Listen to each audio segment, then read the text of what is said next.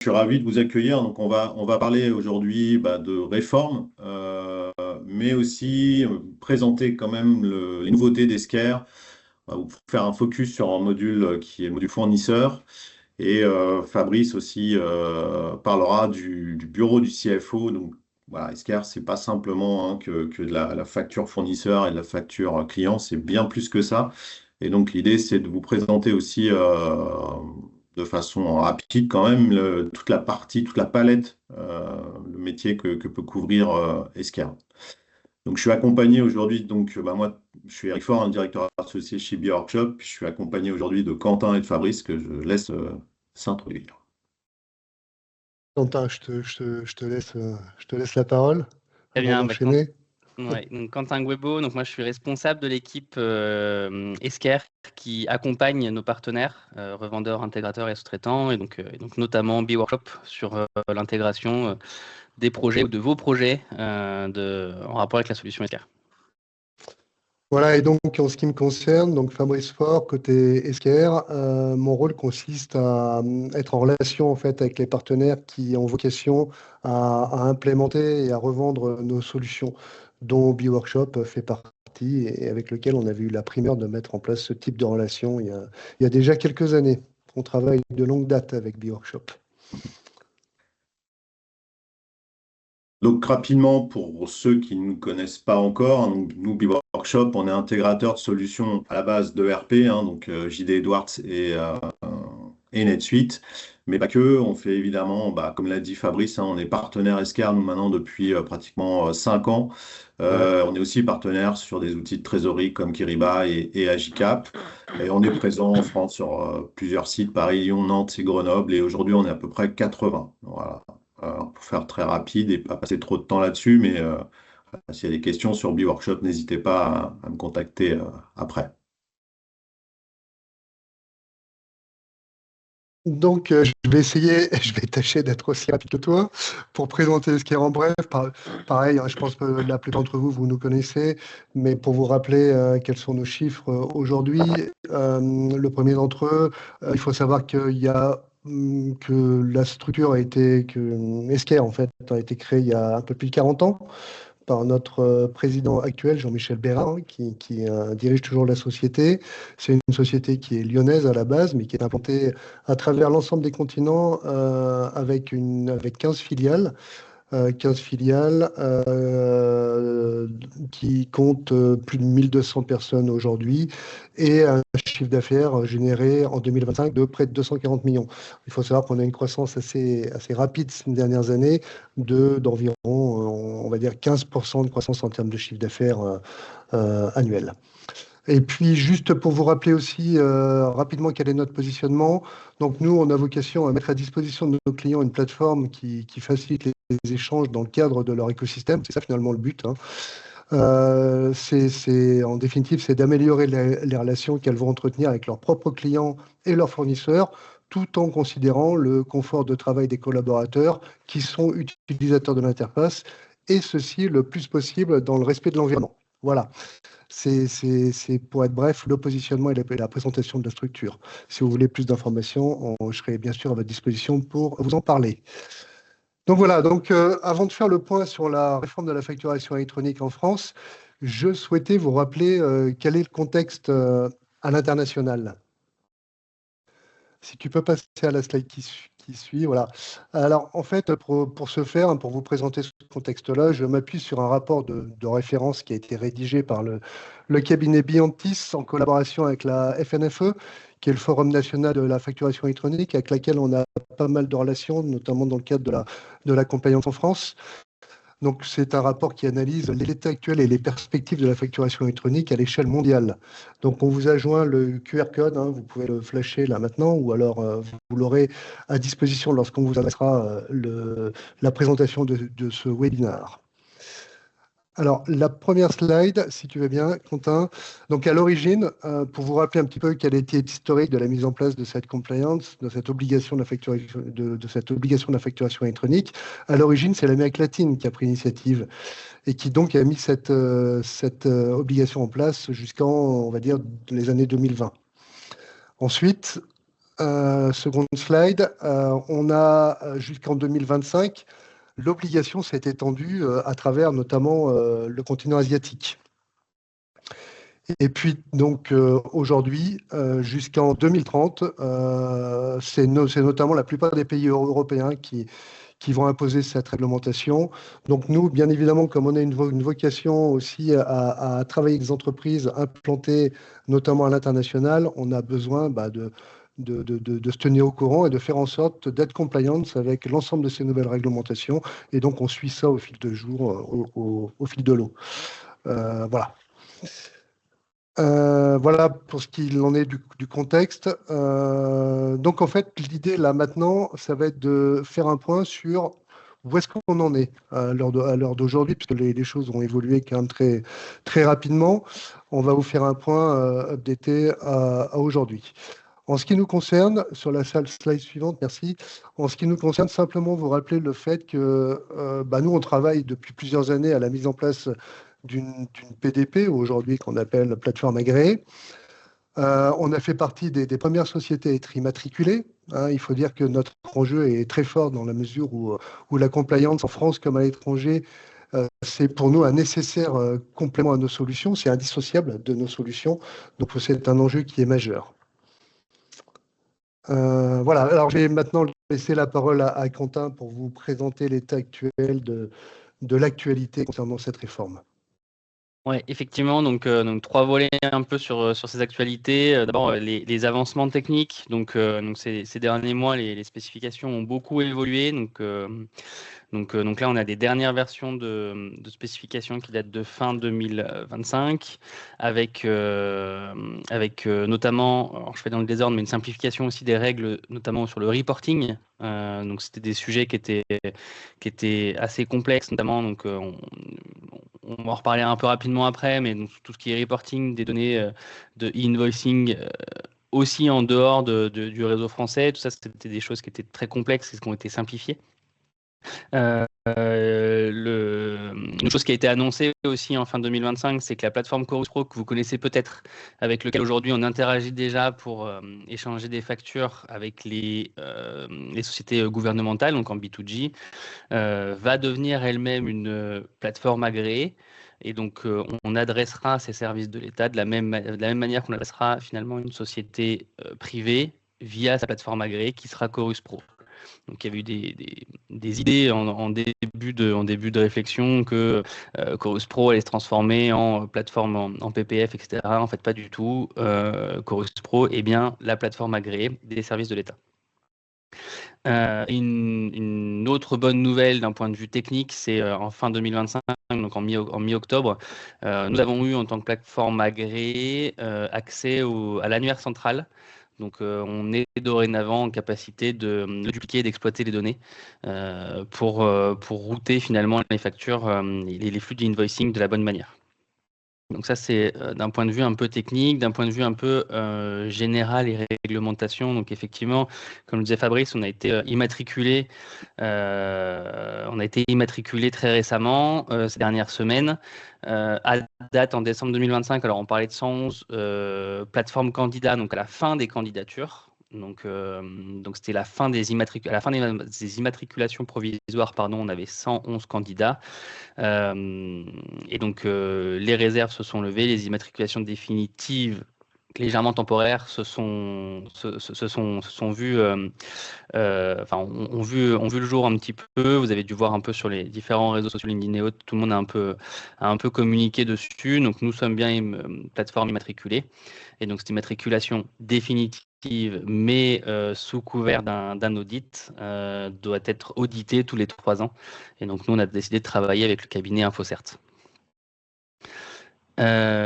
Sujet aussi assez intéressant et qui va mettre qui rend les choses beaucoup plus concrètes, c'est la phase pilote qui démarre le 26 février. Donc à partir du 26 février, on a un ensemble, chaque plateforme agréée a un ensemble de sociétés émettrices de factures et destinataires de factures, donc un maillage finalement de sociétés qui vont démarrer ce qu'on appelle la phase de pilote. Et donc dans cette phase de pilote, les flux échangés via les plateformes agréées seront des flux de production. Donc, c'est-à-dire que c'est des flux qui seront comptabilisés et considérés comme fiscalement viables et valables.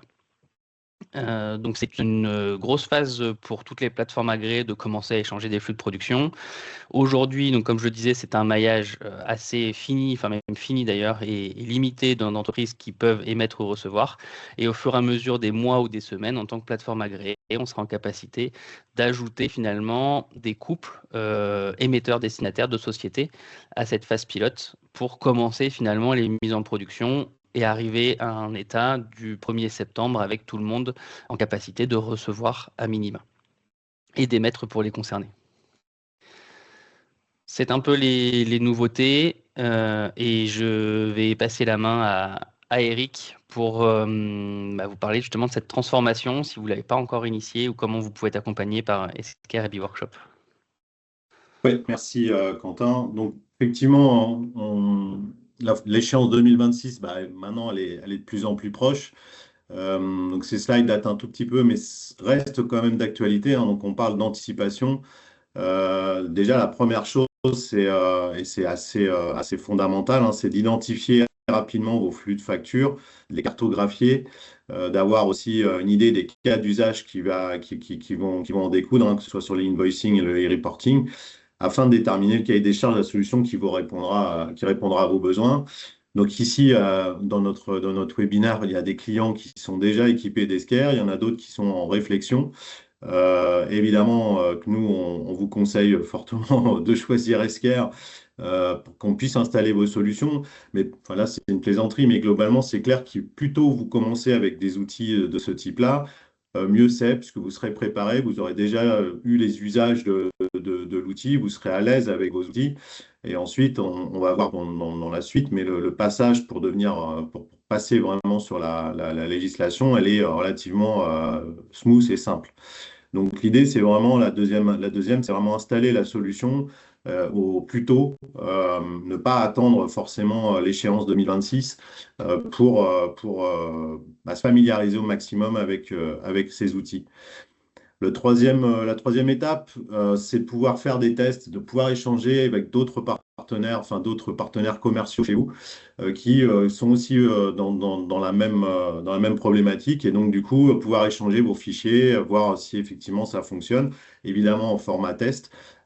Mais c'est quand même intéressant de pouvoir se rassurer aussi sur le fait qu'on puisse communiquer. Alors, quand je parle de ces tests, on verra un peu plus tard, mais c'est pas forcément avec tout le schéma finalisé, PPF et tout, mais c'est vraiment pouvoir déjà identifier, échanger des fichiers XML ou autres pour pouvoir voir si ça fonctionne. Et la dernière partie, ça sera la partie que tout le monde attend, hein. Pour l'instant, on n'y est pas encore, mais ça sera le passage officiel en fait, d'Esker en tant que PA. Donc, on aura une installation technique et ensuite un peu d'accompagnement auprès de vos équipes pour finaliser les connexions et être vraiment en production. Donc, sur l'identification des besoins de votre organisation, clairement, moi, j'ai pas mal de sollicitations chez nous. Moi, le conseil qu'on donne, et Esker donne exactement le même conseil, c'est de vous faire, quand vos flux de facturation sont compliqués, de vous faire accompagner par des cabinets de conseil, hein, dont c'est le métier. Hein, c'est quand même, on touche à la fiscalité et autres. Donc, c'est quand même important d'être accompagné par des cabinets. Donc, nous, on a notre réseau de partenaires, nous, B-Workshop, mais Esker aussi. Donc, il ne faut pas hésiter, si vraiment vous êtes encore dans cette phase-là, de faire une action parce que c'est important quand même d'être accompagné par des sachants à ce niveau-là. C'est ni Esker ni B-Workshop, c'est pas notre métier, la fiscalité, etc. Donc ces flux-là, il faut quand même avoir une certaine expertise. Donc c'est le conseil qu'on vous donne sur ce slide-là. Et on peut vous mettre en relation, si vous le souhaitez, avec des cabinets dont c'est le métier, si vous le souhaitez. Ouais, nous, B-Workshop aussi, on a nos propres partenaires avec qui on travaille. On a quelques cabinets sur pas mal de projets qui sont intervenus. Après, nos clients, parfois, ont déjà leur propre cabinet. Ça, c'est pas un sujet. Mais l'idée, c'est vraiment important d'avoir cette cartographie complète des flux. Souvent, on fait projet avant même et c'est pas toujours simple. Voilà. Ouais. Donc, sur l'étape 2, ce qu'on dit, hein, c'est que plutôt on installe la solution. Donc, là, on parle des solutions Account Payable et ID, donc côté fournisseur et côté facture fournisseur et côté facture client. Donc, dans le webinaire aujourd'hui, il y a pas mal de clients qui sont déjà équipés, hein, qui ont eu cette capacité à anticiper en fait ces étapes-là. On parle de la France, mais il y a déjà eu la Belgique, hein, qui est déjà live. Il y a d'autres pays qui sont dans la roadmap aussi. Donc, nous, chez Biworkshop, on a quand même des comptes qui ont des contextes internationaux. Donc, c'est vrai que c'est bénéfique de pouvoir anticiper au maximum l'utilisation et l'usage de l'outil et de pouvoir le déployer aussi à travers ces filiales européennes. Donc, moi, vraiment, c'est un sujet aussi, c'était un message qu'on voulait passer. Alors maintenant, il est un petit peu tardif ce message parce qu'on est en janvier, donc c'est clair qu'aujourd'hui, enfin en février, pardon, donc oui, là maintenant, il faut vraiment l'installer pour être prêt sur septembre, mais au global, c'était vraiment le message qu'on voulait faire passer. Ça permet aussi, l'outil n'est pas qu'un outil pour passer le côté loi, c'est aussi un outil qui amène énormément de ROI, qui augmente la visibilité sur vos process, qui réduit vos coûts de traitement, qui diminue votre DSO, qui vous permet aussi d'améliorer la satisfaction de vos clients et de vos fournisseurs parce que vous allez les payer en temps en heure et vice-versa, vous allez vous payer en temps en heure et il y a beaucoup moins d'erreurs, beaucoup moins d'allers-retours. Donc c'est vraiment quelque chose de concret, d'installer ces solutions au plus tôt.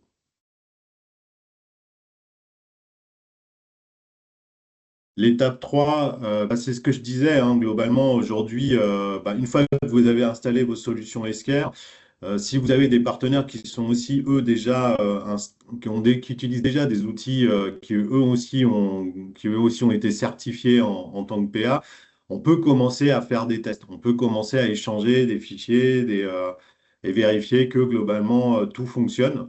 Donc ça, c'est un sujet qui peut être mis en place, qui peut permettre d'anticiper aussi ce que ça va être et de pouvoir corriger éventuellement des choses qui ne fonctionnent pas. Donc, c'est pas forcément simple à mettre en place, mais si on peut le faire, c'est pas mal.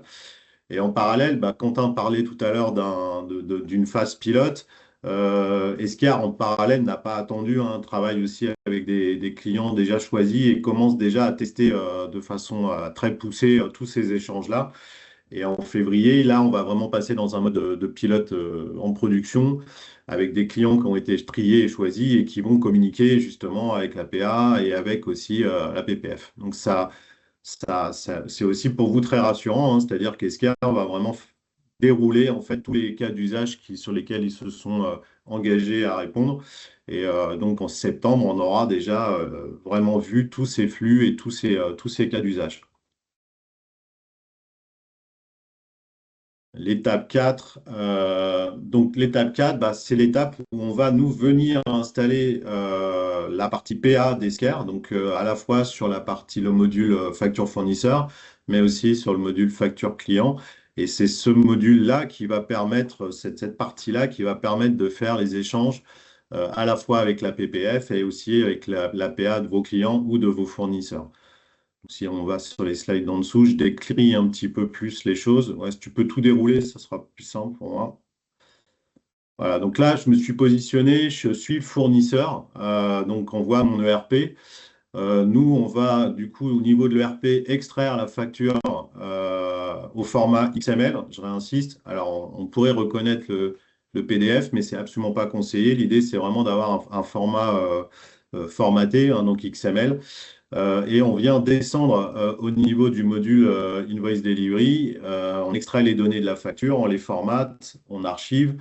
Et au niveau de la plateforme agréée, en fait, on vient du coup diffuser la facture au niveau de la plateforme de notre client, la plateforme agréée de nos clients. Et on voit en fait les échanges, hein, entre les différentes PA, entre les deux PA, avec les échanges de statut qu'on voit en rouge. Et en bleu, on voit vraiment que la facture est arrivée chez mon client. Et en parallèle, Esquire, donc la PA Esquire, va communiquer à la PPF toutes les données de e-reporting et toutes les données de facture et de transactions dont on a besoin. OK, donc on m'a posé pas mal aussi la question de où est-ce qu'on verra les statuts de la facture. Les statuts de la facture seront visibles sur la plateforme Esquire. Vous aurez tous les tableaux de bord avec tous les statuts des différentes factures.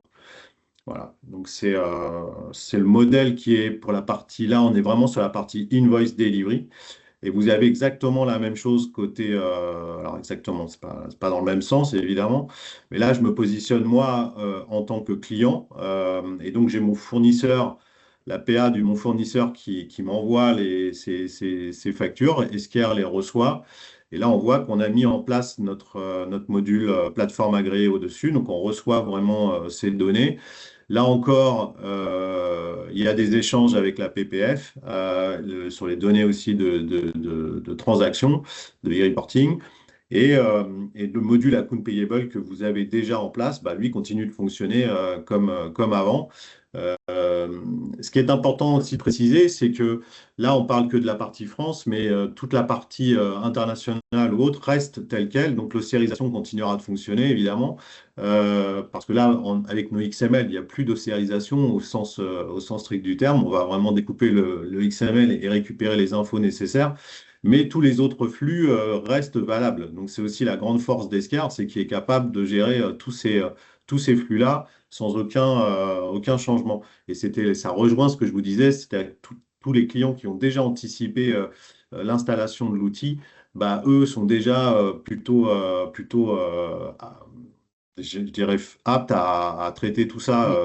Donc, on n'a pas toute la problématique de change aussi à traiter en plus de la partie légale. En fait, ce qu'il faut retenir, hein, c'est que finalement, la plateforme agréée n'est qu'une méthode d'envoi ou de réception qui vient s'ajouter aux solutions Account Payable et Invoice Delivery et qui va vous permettre de vous mettre en conformité. La vraie valeur ajoutée, elle est sur les solutions Invoice Delivery et Account Payable. Ce qu'on va savoir, c'est interagir finalement avec votre SI et se débrouiller de ce flux pour ou l'émettre ou le recevoir. Et c'est là où sont les vraies forces des solutions.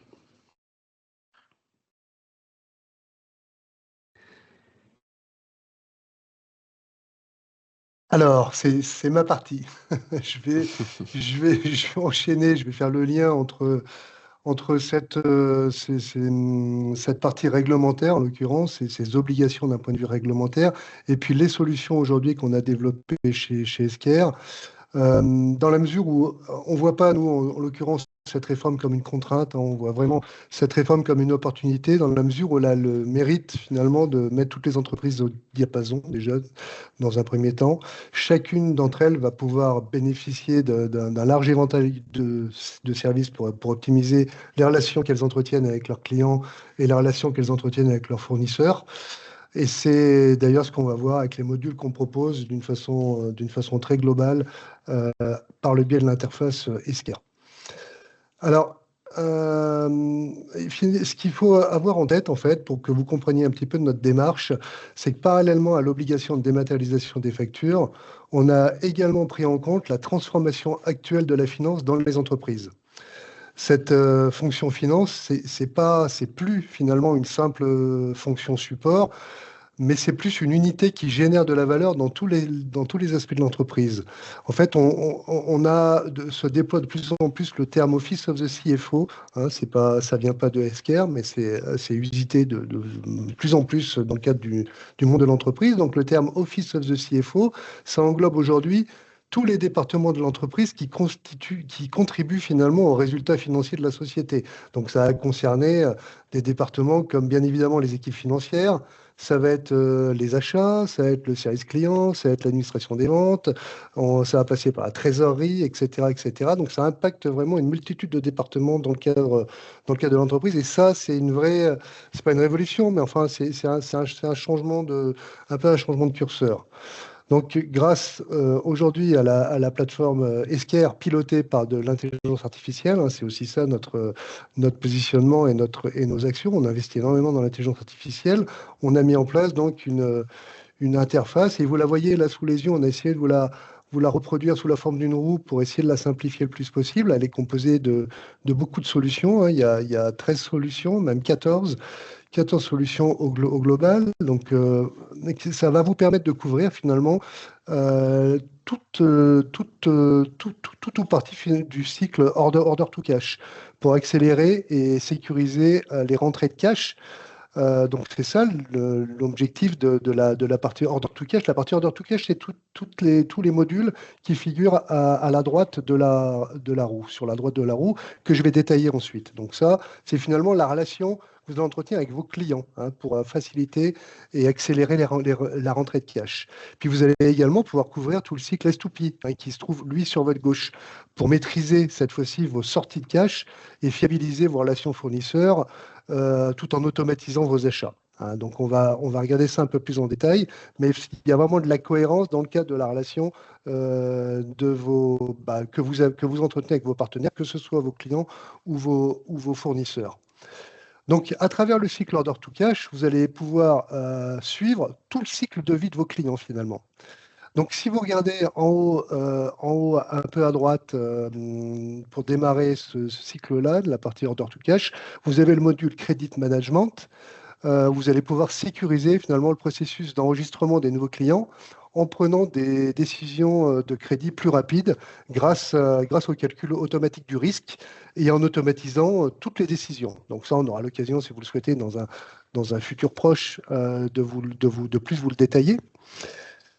Mais une fois que vous avez, donc pour continuer dans la logique, une fois que vous avez, on va dire, officialisé dans vos bases ces nouveaux clients, vous allez pouvoir traiter automatiquement toutes ces demandes grâce au module Customer Query, Customer Query Management, c'est difficile à prononcer, qui centralise et qui traite directement ou qui dispatche les demandes clients auprès des départements concernés. Là, c'est vraiment de l'intelligence artificielle où vous avez finalement un système qui vous permet d'automatiser toutes les demandes qui rentrent, généralement dans la boîte ADV, et à partir de là, elles seront traitées soit automatiquement, soit dispatchées de manière à vous faciliter la vie.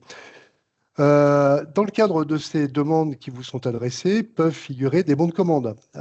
Donc, lorsqu'il s'agit effectivement de bons de commande, on a un module qui s'appelle Order Management qui va vous permettre de traiter et de suivre électroniquement n'importe quelle commande, quel que soit le canal ou le format.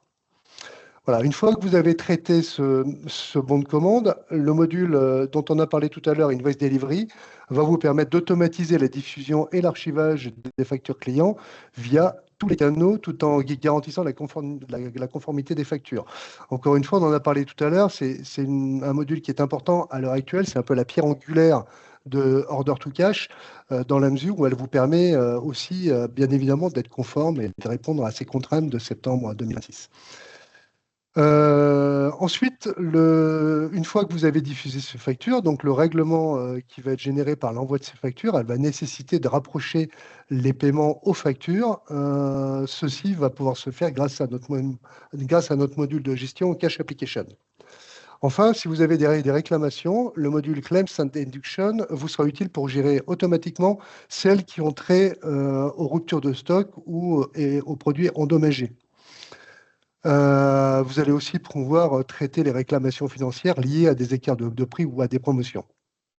Voilà. Et puis, pour terminer sur ce cycle Order to Cash, si vous avez besoin d'accélérer vos encaissements, vous pourrez également bénéficier du module Collection Management qui sert, lui, à maîtriser vos délais de paiement, à réduire votre DSO, comme le disait tout à l'heure Eric, et à piloter votre performance financière. Voilà, donc on a 6-7 modules en l'occurrence qui complètent ce cycle-là. Vous avez le loisir de piocher en fait dans ces modules en fonction de vos contraintes ou de vos besoins bien spécifiques, et ensuite éventuellement en ajouter de nouveaux. Voilà. Concernant le cycle S2P, donc cette fois-ci c'est toute la partie qui se trouve à gauche de la roue. Les solutions, elles vont suivre une logique qui est comparable finalement. Donc vous allez avoir, si vous regardez en bas à gauche, vous allez avoir dans un premier temps le module sourcing qui va vous permettre, pour faire simple, de trouver le bon fournisseur par le biais d'enchères automatisées entre autres. Une fois que vous avez trouvé ce fameux fournisseur, vous allez pouvoir l'onboarder automatiquement via le module Supplier Management, qu'on a choisi d'ailleurs de vous présenter plus précisément dans quelques minutes, avec une démonstration qui va être faite par Quentin. Une fois que vous avez onboardé ces fournisseurs ou ce fournisseur, vous allez pouvoir accélérer la rédaction et l'approbation de chaque clause des contrats qui vous lient avec votre fournisseur grâce au module Contract Management, qui est en fait une sorte de Contratech intelligente. Une fois que le fournisseur a été choisi, est intégré dans vos bases, vous allez pouvoir lui adresser vos demandes d'achat qui seront elles aussi automatisées et traitées via le module Procurement.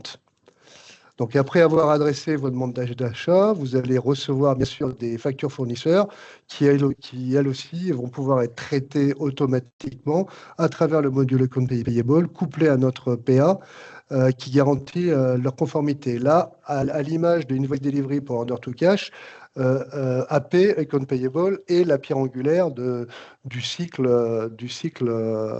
S2P. Et puis enfin, pour terminer, on peut également vous proposer un outil de dématérialisation et de traitement des notes de frais, celles qui concernent vos collaborateurs, et un outil qui sera installé sur leur smartphone.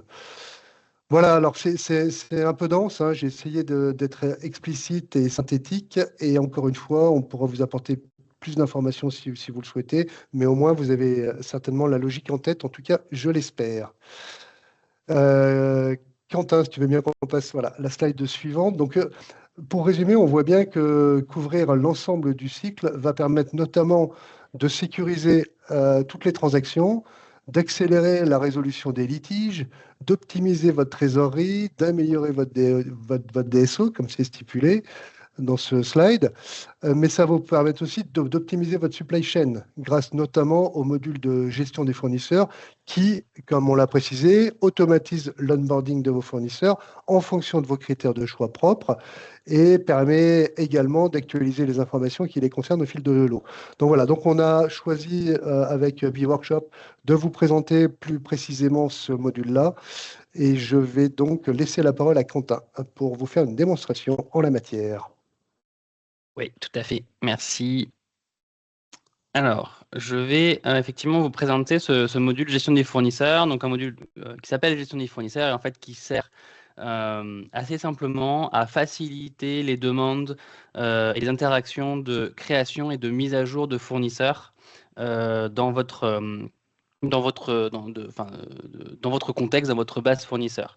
Donc le but, ça va être finalement de le simplifier via un formulaire standardisé en ligne disponible à la fois pour le fournisseur et à la fois pour vos collaborateurs, et aussi le sécuriser grâce à en fait un système de workflow paramétrable pour faire intervenir les personnes ou les services que vous aurez décidé pour valider la conformité du fournisseur, les données du fournisseur, les données bancaires du fournisseur et ce genre de choses. Donc, alors pour les personnes qui connaissent finalement les solutions Esquire, bah, c'est une solution sur la même interface, donc vous n'allez pas être perdu. Pour les personnes qui le découvrent, bon, c'est une solution qui est, enfin, c'est une interface qui est assez intuitive, vous allez le voir, qui se base en fait, enfin, qui commence du moins par cet accueil sur lequel on va voir plusieurs informations et notamment l'état des demandes d'enregistrement. Donc, une demande d'enregistrement, c'est je veux créer un nouveau fournisseur ou je veux mettre un jour un fournisseur ou mon fournisseur veut mettre à jour ces informations. Donc là, je vois plusieurs choses. La demande, donc la suite de mes demandes d'enregistrement, des demandes d'enregistrement que moi, en tant qu'acheteur, je devrais examiner.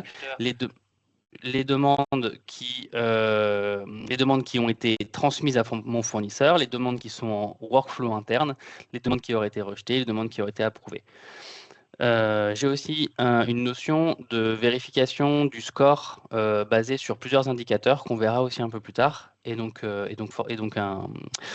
compteur qui me permet d'être alerté en fait finalement si ce score il a bougé sur les identifiants de fournisseurs qui sont représentés dans ma base.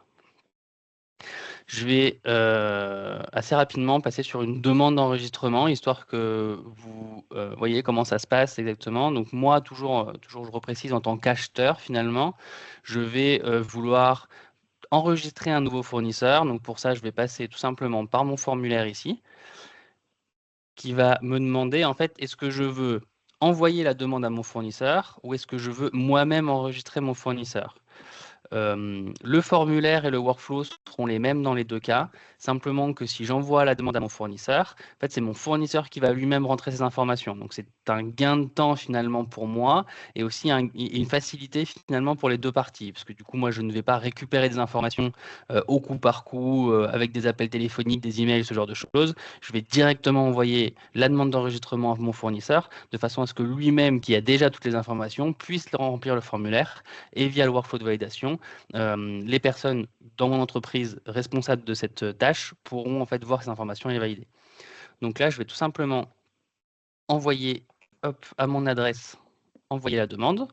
Donc je vais lui dire que mon contact, donc c'est ici mon adresse de démonstration, mon fournisseur, il est français, c'est bien un fournisseur, je peux avoir plusieurs catégories de fournisseurs, et je peux lier aussi directement ce futur fournisseur qui sera enrichi dans ma base à une catégorie d'articles, si j'ai le module achat et que je veux le lier à une catégorie d'articles.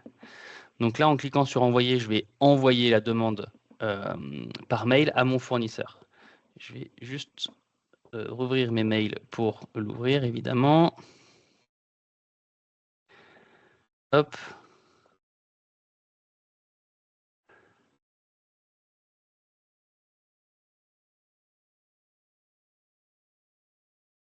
Alors,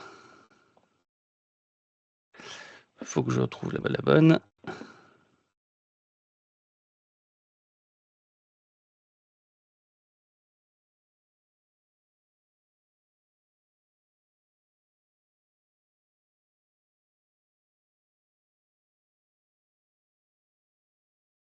Ah, voilà.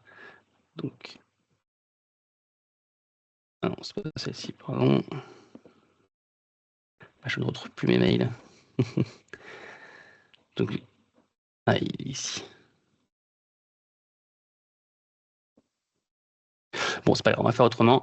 Donc là, en tant que fournisseur, en fait, j'ai reçu mon email d'enrôlement directement et je vais pouvoir me connecter à l'interface de façon à remplir mes informations. J'aurais bien aimé quand même passer par l'email et vous le montrer.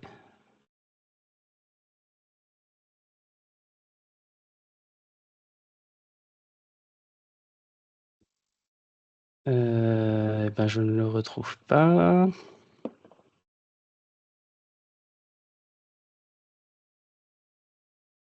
C'est l'effet démo. Ouais, c'est ça, exactement. Ah mince, en plus, on va déconnecter. Alors,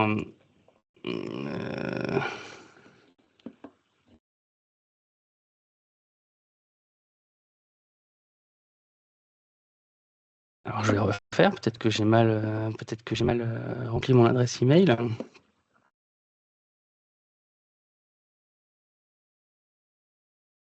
Donc, je vais renvoyer à mon fournisseur en français.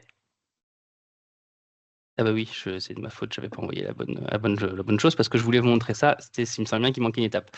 Donc là, en fait, finalement, j'ai renseigné une adresse email de contact, et non plus un identifiant, mais bon, une adresse email de contact de mon fournisseur. Et là, en fait, quand j'ai voulu l'enregistrer, j'ai une alerte qui dit attention, ce contact, il est déjà lié à un fournisseur existant. Ça a aussi un intérêt, c'est de ne pas créer les fournisseurs en double finalement. Si quelqu'un de la société, enfin si du moins Quentin Guebo de la société Esker fait déjà partie des contacts de mon fournisseur, c'est qu'il y a de grandes chances que la société Esker fasse partie des fournisseurs qui sont déjà enregistrés. Donc là, ça me permet d'avoir l'alerte. En l'occurrence, moi, je vais aller un peu plus loin et je vais lui dire oui, je veux bien continuer cette demande d'enregistrement de fournisseur. Donc voilà, cette fois, quand je mets le bon mail, on devrait assez rapidement recevoir l'email d'enrôlement à destination du fournisseur.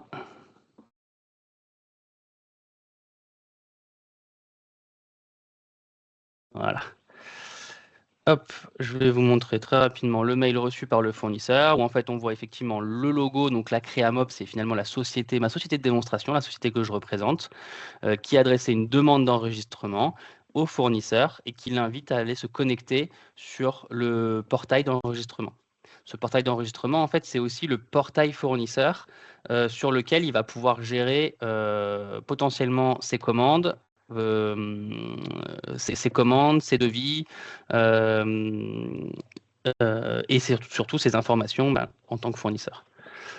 Hop, donc là, ici, je suis connecté, j'ai été sur le lien finalement que l'email m'a proposé. Je vais pouvoir rentrer mon adresse email. Si jamais je rentre une adresse email qui n'est pas celle qui a servi à générer le lien, on m'indique qu'il y a une erreur et c'est peut-être pas à moi qu'était destiné le mail ou qu'il m'a été transféré, mais que j'ai pas le droit du coup de finaliser cet enregistrement fournisseur. Là, donc, je mets bien mon email qui a été adressé et j'arrive sur le formulaire d'enregistrement. Le formulaire d'enregistrement, il va passer par plusieurs étapes. D'abord, une recherche avec DNB, Dun & Bradstreet. Je vais en parler un petit peu plus précisément. Et ensuite, toutes les informations du profil de l'entreprise, des contacts, des informations de paiement et les documents à joindre. Il est volontairement fait étape par étape de façon à guider finalement le fournisseur dans ce qu'il doit faire. En ce qui concerne la recherche d'entreprise via Dun & Bradstreet, on va dire DNB, c'est plus simple. Via DNB, en fait, on va se servir de notre finalement partenariat technologique avec DNB pour vérifier la conformité du fournisseur. Mais c'est aussi une base de référence de données. Donc, tout simplement, là, je vais me servir de mon petit raccourci de démo. Si je dis que je cherche une entreprise en France qui a cet identifiant unique, donc ce DUNS qui est ici, eh ben, je vais tout simplement aller à l'étape suivante et retrouver toutes les informations directement. Donc là, j'ai mis le numéro qui correspond à celui d'Esker. Et donc, c'est une société qui est enregistrée au nom de Esker SA, au 113 boulevard Stalingrad, à Villeurbanne, avec ce numéro de téléphone et surtout ce numéro de TVA. Et on retrouve ici mon numéro unique, DUNS, qui est l'identifiant d'enregistrement, entre autres, chez DNB. Donc là, moi, en tant que fournisseur, finalement, si je connais ce numéro, je peux tout simplement le renseigner et la plupart de mes informations sont pré-remplies. Si je ne le connais pas ou si je n'en ai pas, je peux remplir mes informations à la main. Et donc, moi, en tant que fournisseur, je connais toutes ces informations. Si j'avais dû, si je me plaçais cette fois en tant qu'acheteur, j'aurais dû demander toutes ces informations à mon fournisseur pour le remplir moi-même, éventuellement avec des ou erreurs de compréhension ou erreurs de frappe ou ce genre de choses. Donc là, c'est mon fournisseur qui est autonome pour s'enregistrer. Et il est guidé donc à travers le profil d'entreprise, il rentre ses informations générales, les contacts. Donc là, je vais mettre Quentin comptable en tant que contact comptable. Et je vais mettre, hop, c'était pas ça, je vais mettre mon adresse email qui est bien celle-ci. Voilà. Je peux mettre plusieurs contacts avec plusieurs types de contacts. Donc ça, c'est des choses qui sont évidemment paramétrables si vous voulez des référentiels plus complets. Moi, je vais en garder qu'un seul avec le comptable et je vais continuer. Ici, je vais remplir, toujours moi en tant que fournisseur, je vais remplir finalement les informations que je souhaiterais appliquer pour tout ce qui est paiement, donc conditions de paiement et moyens de paiement. Les valeurs sont proposées en rapport avec la stratégie finalement d'entreprise qui vous a envoyé la demande, donc de l'acheteur. Donc là, c'est Acme qui dit que nous, on travaille plutôt à 45 jours et avec des chèques. Si moi, malgré tout, je veux proposer autre chose, je peux proposer le virement. Par contre, on me demande une justification. Et on va dire plus facile, tout simplement, parce que le chèque, le virement est plus facile que le chèque. Au niveau des coordonnées bancaires, ici, je vais pouvoir renseigner mes coordonnées bancaires. Donc, pour faire du virement, c'est quand même plutôt mieux. Donc, je vais tout simplement être titulaire du compte Esker. C'est SA Esker, mais bon, peu importe. Je vais mettre l'IBAN, qui est évidemment pas le vrai IBAN, mais un IBAN de test. Voilà. Et donc là, je vais remplir mes informations. Donc, il y a évidemment du contrôle de format, etc., pour vérifier que tout est cohérent et tout est complet. Et je vais pouvoir aller à la suite. La suite, c'est les documents que je souhaite joindre. Donc ici, je vois qu'on me propose de remplir le CABIS et ou le RIB et ou une attestation de régularité fiscale ou d'autres choses. Moi, là, par exemple, je vais pouvoir en fait charger tout simplement un CABIS. Voilà, qui se charge ici, qui m'indique qu'il est téléchargé et qui va être joint à la demande d'enregistrement. Je peux joindre autant de documents que nécessaire. Et je vais tout simplement terminer ce formulaire en envoyant la demande à mon acheteur. Pas de mon acheteur, non, pardon, à ma société Esker SA. Ce n'est pas nécessairement à l'acheteur, parce que l'acheteur n'est pas forcément dans le workflow de validation. On va le voir justement que ce n'est pas le cas. Donc là, j'ai bien la confirmation, mon formulaire a été envoyé et je peux attendre un retour de la société. Donc là, entre-temps, je suis revenu en tant qu'acheteur de la société Créamob, et je vois qu'en fait, j'ai des demandes en attente supplémentaires. Et entre autres, alors ça va pas tout à fait actualisé, mais aussi une demande côté fournisseur. Ah si, c'est mon erreur de tout à l'heure. Donc, je vais aller voir les demandes internes, et là, je vois bien qu'il y a ma société SK SA qui a fait avancer finalement la demande d'enregistrement et qui est maintenant dans mon service, chez mon service comptable en validation. Malgré tout, je peux aller voir comment se présente cette demande d'enregistrement. Je vois ici déjà une chose assez intéressante, c'est que j'ai un warning qui m'indique que le numéro de fournisseur et donc son numéro de TVA ont été retrouvés sur potentiellement plusieurs fournisseurs. Finalement, j'ai une indication de doublon via le numéro de fournisseur et aussi via le numéro de TVA. Donc là, on m'indique voilà, qu'il y a déjà des choses qui existent, notamment pour ma société française, FR01, et avec ce numéro de fournisseur, ESK 0054. Et on m'indique ici que j'ai plusieurs fournisseurs avec ce numéro de TVA, ce qui est complètement plausible, étant donné que j'ai déjà un fournisseur SKR. Malgré tout, je peux continuer. Je vois ici les informations que mon fournisseur a remplies. Et je vois ici tout ce qui est score, éléments de scoring. Donc, comme je le disais, DNB, le scoring de défaillance, qui est le scoring, en fait, la probabilité de risque que l'entreprise ait une cessation d'activité ou une défaillance juridique ou ce genre de choses, à savoir que la notation est inverse à ce à ce qui pourrait être naturel, c'est-à-dire que 80 est évidemment un bon score et 1 est un mauvais score. On a les informations de solvabilité qui sont des informations DNB, donc on pourrait aller voir les notes d'information directement sur le site de l'agence, les informations de mise à jour, le risque de licenciement et le risque de défaut, le risque de défaut s'ils existent. De la même manière, DNB indique un score ESG. Donc là, je vous rassure, c'est des données de test. Ils ne sont pas à jour. Normalement, on a un score qui est un peu meilleur que ça. Donc voilà, donc qui est intéressant notamment aujourd'hui avec les politiques ESG, savoir si vous voulez travailler avec un fournisseur et autres, c'est intéressant d'avoir ce score ESG. On travaille aussi avec InDuty qui nous donne en fait un risque en rapport avec la solvabilité, donc le risque par pays, le risque en fonction de l'activité, etc. au niveau de la solvabilité. Et enfin, EcoVadis, qui est pareil, le score RSE que tout le monde connaît maintenant. Alors là, dans nos environnements de démo, étant donné que c'est un connecteur très récent, qui date de fin 2025, nos environnements de démo ne sont pas encore connectés, donc il n'y a pas de jolies infos, mais voilà, ça vous permet d'avoir toutes les informations EcoVadis en rapport avec la société, le score environnemental, éthique, achat, etc. Donc ça, c'est intéressant. On est gold, hein. On est gold. Oui. Pour info. Tout à fait. Et donc ça, on va le voir après sur la fiche fournisseur. En fait, on prend toutes ces notes et via une règle de calcul pondérée, toutes ces genres de choses, une règle de calcul plus ou moins compliquée, on en définit un score qu'on verra ensuite, un score global.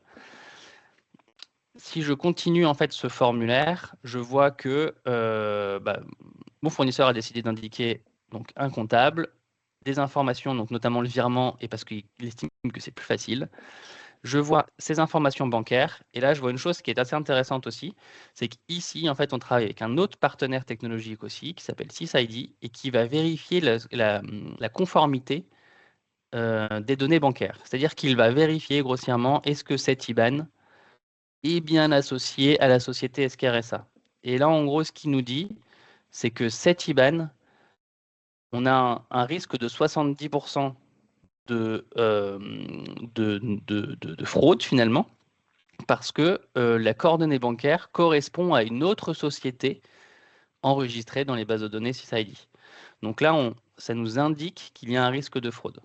Et on peut s'en servir évidemment pour faire intervenir un workflow en fonction de ce niveau de score. Faire intervenir une personne supplémentaire pour du contrôle ou quelque chose de particulier. Donc ça, c'est très intéressant évidemment pour la fraude à l'IBAN et les fraudes bancaires.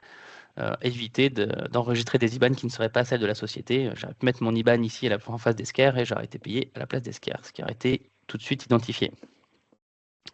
Je vois ici les documents qui ont été fournis aussi par mon fournisseur et je peux le regarder. Donc là, c'est tout simplement le cabis Esquerre.